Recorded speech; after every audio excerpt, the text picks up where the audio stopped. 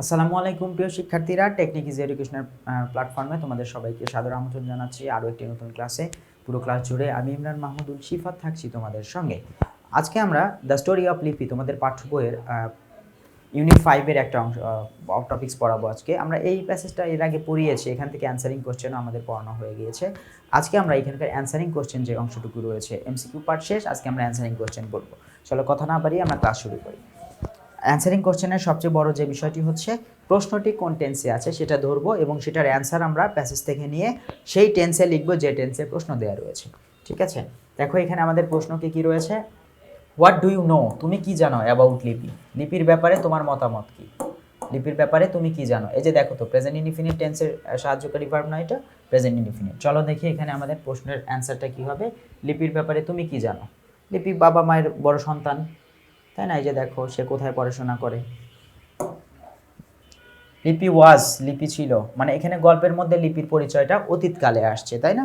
লিপির পরিচয়টা হচ্ছে অতীতকালে এসেছে, প্যাসেজে যেভাবে আসছে আমরা সেভাবে লেখার চেষ্টা করব। এখন যে লিপির ব্যাপারে তুমি কি জানো, এখন আমি পড়ছি যে 2 বছর আগে লিপির বয়স ছিল 14 বছর, তাই না? তৎকালীন ঘটনা তুলে ধরা হচ্ছে, এজন্য আমরা এখানে প্যাসেজে যে টেন্সে আছে সেই টেন্সে লিখব। লিপি ওয়াজ আ 14 year old 14 year old girl, 14 বছর বয়সী একজন মেয়ে, স্টাডিং ইন ক্লাস 9, যিনি মূলত কোথায় ক্লাস 9-এ পড়ে, in a rural school in রংপুরের একটি গ্রাম্য স্কুলে পড়াশোনা করেন। She was the eldest of the 5 children of her working class parents, মানে এক কথায় হচ্ছে তার পরিবার, হার ওয়ার্কিং ক্লাস প্যারেন্টস, মানে তার বাবা মা হচ্ছে কর্মজীবী। হ্যাঁ, কর্মজীবী বাবা মায়ের ঘরে তিনি মোট 5 জন সন্তান রয়েছেন, তার মধ্যে সেই হচ্ছে সবচেয়ে বড়। ঠিক আছে, এটা হচ্ছে তার পরিচয়। এখানে বলতে পারো স্যার পাস্ট টেন্সে আসলো, হ্যাঁ পাস্ট টেন্সে আসলো, কারণ তার বর্তমান পরিচয় কি, সে এখন রংপুর কারমাইকেল কলেজে পড়াশোনা করে, সেটা হচ্ছে বর্তমান, কিন্তু আগের যে গল্পগুলো রয়েছে সেগুলো হচ্ছে অতীতকালের। এজন্য তার ব্যাপারে যখন আমরা বলবো, অতীতের গল্প তুলে ধরলে আমরা অতীতকালের ঘটনাতেই লিখবো, এজন্য এটা পাস্ট ইনডিফিনিট ছিল। প্রেজেন্ট ইনডিফিনিটের প্রশ্ন, কিন্তু এটাকে আমরা ইনডিফিনিটটা ঠিক রেখে শুধু পাস্টে লিখেছি, কারণ প্যাসেজে পাস্টে দেয়া আছে। চলো পরের প্রশ্নে চলে যাই আমরা। বি নম্বর প্রশ্নে কি বলেছে, okay, how was the financial condition, how was the financial condition of Lipi's family, লিপির পরিবারের আর্থিক অবস্থা বা অর্থনৈতিক অবস্থা কেমন ছিল। লিপির পরিবারের অর্থনৈতিক অবস্থা খুবই কঠিন ছিল, কারণ তারা দিন এনে দিন খেত, তাই না, ডে লেবার। দেখো the financial condition of Lipi's family, এই যে হাউ ওয়াজ পাস্ট টেন্সে না, ওয়াজ নট গুড, খুব একটা ভালো ছিল না। প্রথম কথা কেমন ছিল, ভালো নাকি খারাপ, কি ছিল, ভালো না, দ্যাট মিন্স হচ্ছে ওয়াজ নট গুড, ভালো ছিল না। তারপরে তার বাবার পরিচয়, হার father was a day labourer, তার বাবা ছিলেন একজন দিনমজুর। অ্যান্ড মাদার ওয়াজ, এবং তার মা ছিলেন a part time worker in other people's home. এখন নারীরা মূলত এখানে ওয়াজ, এখানে তুমি যদি হোম মেকার দাও, হোম মেকার দিয়ে অ্যান্ড দিয়ে তুমি বাকি অংশটুকু লিখতে পারো, কিন্তু এখানে লিখতে পারো হার মাদার ওয়াজ, তারপর হচ্ছে home maker as well as, এটা দেওয়া যায় হোম মেকার। তুমি যদি দেখো স্যার আমি যুক্ত করবই, তাহলে তুমি লিখতে পারো her father was a day labourer and mother was mother was a home maker as well as a part time worker in other people's home, অন্যজনের বাড়িতে খণ্ডকালীন কাজ করা একজন হোম, মানে এখানে সার্ভিস হোল্ডারও বলা যায়।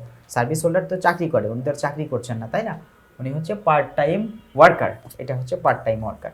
এখানে যেভাবে আছে সেভাবে লিখো। আর তুমি যদি চাও যে না স্যার আমি হোম মেকার বা হাউস ওয়াইফ যুক্ত করব, তাহলে এই ওয়াজের পরে অ্যান হোম মেকার, মানে এ হোম মেকার বা হচ্ছে এ হাউস ওয়াইফ, তারপরে অ্যাজ ওয়েল অ্যাজ দিয়ে এই যে এ পার্ট টাইম, এটুকু লিখতে পারো ওয়ার্কার, এটুকু দিলে কোনো ভুল হবে না। ঠিক আছে, চলো আমরা সি নম্বর প্রশ্নে চলে যাই। সি নম্বর প্রশ্নে কি দেওয়া আছে, why was Lipi's father going to marry her off at an early age, কেন অল্প বয়সেই তার বাবা তাকে বিয়ে দিতে চাচ্ছিলেন, কেন বিয়ে দিতে চাইলেন। এই যে দেখো পাস্ট টেন্সে, হ্যাঁ পাস্ট কন্টিনিউয়াস টেন্স, তাহলে প্রশ্নের উত্তরটা প্রথম অংশটুকু অবশ্যই হবে পাস্ট কন্টিনিউয়াস টেন্স। এই যে দেখো লিপিস ফাদার, লিপির বাবা was going to marry her of, of কথাটা কিন্তু দিতেই হবে, অফ না দিলে কিন্তু সে নিজেই বিয়ে করতে চাইলো, বিষয়টা এরকম হয়ে যাবে, এটা কিন্তু দেয়া যাবে না।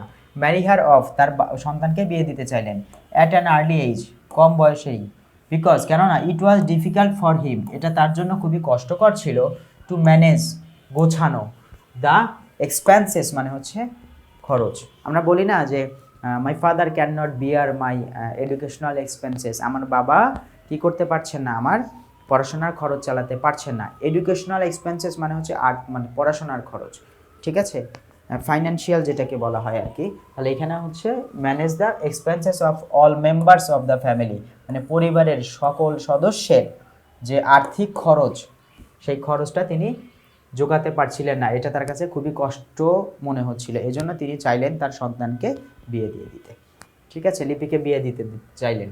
দেখো এখানে অংশটুকু পাস্টে আছে, এখানেও কিন্তু অংশটুকু পাস্টে আছে। চলো এর পরের অংশটুকু আমরা দেখি।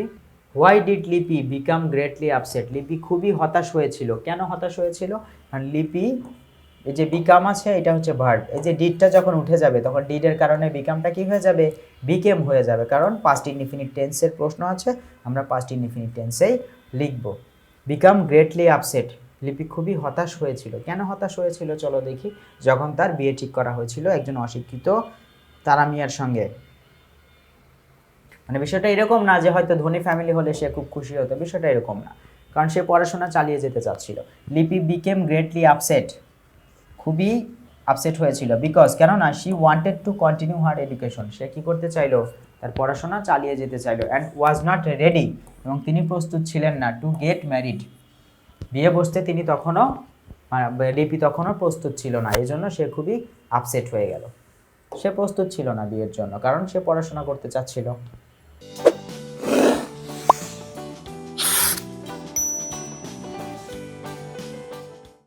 হু ওয়াজ তারা মিয়া, তারা মিয়া কে ছিল, হু ওয়াজ তারা মিয়া, তারা মিয়া মূলত কে ছিল, তাহলে এখানে আমাদের ই নম্বরে অ্যান্সার কি আসবে, তারা মিয়া ওয়াজ এ উইডোয়ার, সে ছিল একজন বিপত্নী, যার স্ত্রী মারা গিয়েছিল, একটা বিয়ে করেছিলেন এবং তার স্ত্রী মারা গিয়েছেন। He was an illiterate, he was an illiterate but well off person, তিনি ছিলেন একজন অশিক্ষিত কিন্তু সচ্ছল মানুষ, এখানে তুমি যদি সলভেন্ট দাও, সলভেন্ট সচ্ছল মানুষ তাহলেও হবে, তিনি ছিলেন অশিক্ষিত কিন্তু সচ্ছল একজন মানুষ। হি ওয়াজ দ্য অনলি সান, একমাত্র সন্তান ছিলেন, অফ অ্যান ইনফ্লুয়েন্সিয়াল ফার্মার, মানে হচ্ছে প্রভাবশালী একজন কৃষকের সন্তান ছিলেন, অফ লিপিস ভিলেজ, লিপিরি গ্রামের, who had a few acres of arable land, যার মূলত কি রয়েছে, এই হু দ্বারা কিন্তু এই যে এখানে এই কৃষককে বোঝানো হচ্ছে, এই কৃষকের কয়েক একর জমি ছিল, ঠিক আছে, এই অংশটুকুকে এখানে বোঝানো হলো। ওকে, তার পরিচয় আমরা পেয়ে গিয়েছি, পাস্ট ইনডিফিনিট টেন্সের প্রশ্ন ছিল, পাস্ট ইনডিফিনিট টেন্সের অ্যান্সার। ওকে, লাস্টের প্রশ্ন আছে, দেখো অ্যাডিশনাল কোশ্চেনগুলো।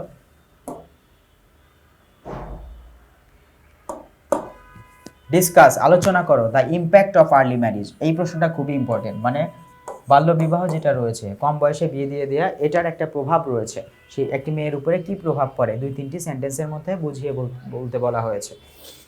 The impact of early marriage, the impact of early marriage, এই যে কম বয়সে বিয়ের যে প্রভাব রয়েছে অন এ গার্ল, একটি নারীর উপরে, মে বি ভেরি সেভিয়ার, এটি খুবই তীব্র হতে পারে, কি হতে পারে, ভেরি সেভিয়ার, সিভিয়ার শব্দের অর্থ হচ্ছে তীব্র। An early married girl may have children, মানে আর্লি ম্যারিড গার্ল, যে মেয়ের অল্প বয়সে বিয়ে হয় বা অল্প বয়সে বিবাহিত মেয়ে, মে হ্যাভ চিলড্রেন, এখানে তিনি হয়তো নিতে পারেন সন্তান, মে মানে হয়তো সম্ভাবনা বোঝায়, হ্যাভ মানে হচ্ছে গ্রহণ করা, children at an early age, অল্প বয়সে তিনি মাত্র সন্তান নিতে পারেন, অফ 15 or 16, মাত্র 15-16 বছর বয়সে তিনি হয়তো সন্তান নিতে পারেন।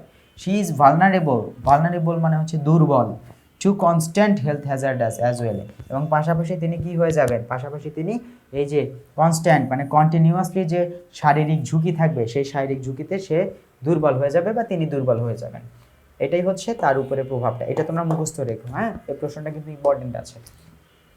সমাজ নিয়ে যেগুলো আছে, স্বাস্থ্য নিয়ে যেগুলো আছে, এগুলো খুবই ইম্পর্টেন্ট, পরীক্ষায় আসার মতো, কোথাও না কোথাও কমন পড়ে। যেমন নর্মালি আমরা দেখি যে টেস্ট পরীক্ষা বা এসএসসি পরীক্ষাগুলোতে যে তোমার এসএসসির প্রিপারেশন কেমন বা এসএসসি প্রিপারেশন পরীক্ষার পরে তুমি কী করতে চাও, এই দুইটা টপিকস থেকে হয় ডায়লগ আসবে, নয় হয়তো তোমার মনে করো যে লেটার আসবে, এই ধরনের প্রশ্ন আসে। ঠিক আছে, এটাও এরকম স্বাস্থ্য সংক্রান্ত বা হচ্ছে সমাজ সংক্রান্ত বিষয় হলে এটা পরীক্ষায় থাকে। Why did the head teacher intend to arrange a meeting? কেন তিনি ইচ্ছা পোষণ করলেন? ইন্টেন্ট মানে হচ্ছে ইচ্ছা করা। কেন হেড টিচার ইন্টেন্ড করলেন বা ইচ্ছা করলেন যাতে কি করতে, একটি সভা ডাকতে বা সভার আয়োজন করতে তিনি কেন ইচ্ছা করলেন? ঠিক আছে, এখানে তিনি কেন ইচ্ছা করলেন? কারণ তার কাছে তিনি খুবই দয়ালু ছিলেন, তার কাছে মনে হয়েছিল এই বিয়েটি মূলত মেয়েটার জীবনকে শেষ করে দিবে। The head teacher intended to arrange a meeting. তিনি ইচ্ছা পোষণ করলেন একটি মিটিং ডাকতে, বা তার ইচ্ছা হলো to stop the early marriage of লিপি, লিপির এই বাল্যবিবাহ আটকানোর জন্য তিনি মূলত ইন্টেন্ড টু মানে তিনি ইচ্ছা করলেন। হি নিউ, তিনি জানতেন দ্য সিভিয়ার কনসিকুয়েন্সেস মানে হচ্ছে তীব্র বা বাজে ফলাফলটা কি হতে পারে of early marriage and so, তিনি মূলত জানতেন যে এই অল্প বয়সে বিয়ের যে ফলাফল হবে বা ভয়ঙ্কর পরিণতি হতে পারে সেটা তিনি জানতেন। অ্যান্ড সো, এবং তাই হি ওয়ান্টেড টু সেভ লিপি অ্যান্ড হার ফিউচার, তিনি লিপিকে বাঁচাতে চাইলেন এবং তার ভবিষ্যৎকেও বাঁচাতে চাইলেন। ঠিক আছে, খুব সুন্দরভাবে প্রশ্নটির উত্তর করা রয়েছে, এই অংশটুকু মুখস্থ করে ফেলবে। হ্যাঁ, সরাসরি কিন্তু প্যাসেজ থেকে তুলে দেওয়া হয়নি, প্যাসেজের যে সারসংক্ষেপ আছে সেই রসটাকে বের করে নিয়ে এসে আমরা মূলত এখানে অ্যান্সারটা দিয়ে দিয়েছি। তারপরে দেখো লাস্টের প্রশ্ন, আমরা একদম লাস্টে চলে আসছি। লাস্টের প্রশ্ন যদি একটু খেয়াল করি, how was the marriage called off? কীভাবে বিয়েটি ভেঙে দেওয়া হলো? বিয়েটি কিভাবে ভেঙে গেল? কিভাবে? যখন অধিকাংশ মানুষই সাপোর্ট করলো যে না বিয়েটা না হয় ভালো, তখনই মূলত বিয়েটা ভেঙে গিয়েছিল। The marriage was called off, বিয়েটি ভেঙে গিয়েছিল। When the majority of the meeting, majority মানে অধিকাংশ সংখ্যক মানুষ যখন এই মিটিংয়ে মানে মিটিং অ্যাটেন্ডিস মানে হচ্ছে ওইখানে উপস্থিত যারা রয়েছিলেন তাদের মধ্যে অধিকাংশ, এখানে যে মেজরিটি হচ্ছে এখানে নাউন।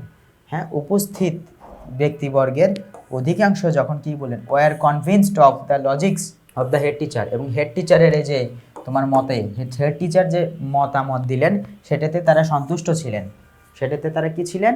সন্তুষ্ট হলেন। অ্যান্ড গেইভ দেয়ার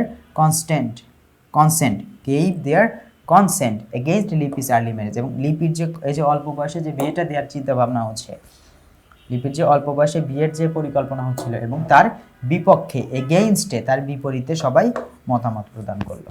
হ্যাঁ, তারা ইচ্ছা করলো যে বিয়েটার বিপক্ষে তারা ইচ্ছা পোষণ করলো যে বিয়েটা না দেওয়াই ভালো।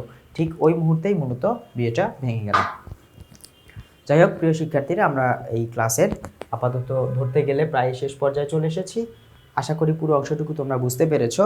এই অংশটুকু নিয়ে আশা করি তোমাদের আর কোনো সমস্যা নেই, তোমরা বাসায় ভালো করে পড়বে। পরবর্তী কোনো একটি ক্লাসে ইনশাআল্লাহ তাআলা তোমাদের সঙ্গে আবার দেখা হয়ে যাবে। সে পর্যন্ত তোমরা সবাই ভালো থেকো, সুস্থ থেকো, নিরাপদে থেকো। আসসালামু আলাইকুম।